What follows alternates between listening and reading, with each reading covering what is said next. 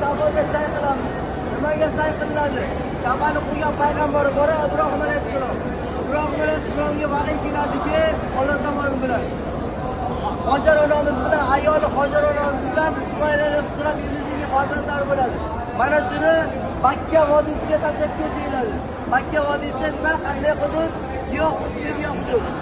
Alloh taoloning buyrug'i bilan mana shu tashlab ketadi. Hojar onamiz aytadilar, agar bu Allohning buyrug'i bo'ladigan bo'lsa, biz rozimiz, Alloh taolo bizni xohlamaydi dedilar. Hojar onamizning ovqatlari yo'q, suvlari yo'q. Safo tepaliga chiqadilar. Safo tepaliga chiqib ovqat qidiradilar. Shundan Marva tarafdan yaldiragan narsa ko'rinadi. Suv ilinchida boradilar. Borsalarki, sarob hech narsa yo'q. Bu tarafga qarasalar, bu tarafda ham ko'rinadi.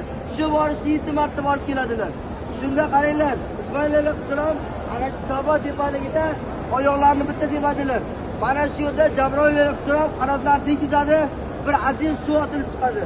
Bu suv shunchalik baland otiladiki, Ismoil alayhissalomni oqizib ketadigan darajada.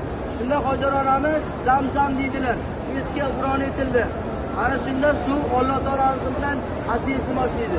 Mana shu suv biz ichgan, hozir ichgan Zamzam suvi bo'ladi. Barakali suv.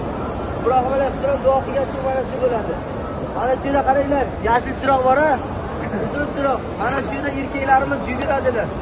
Qanday yuguradi? Sekin polvoncha yuguradilar. Ayollarimiz yugurmaydi. Erkaklarimiz yugurib, meni tugagandan ayollarni kutib turadilar.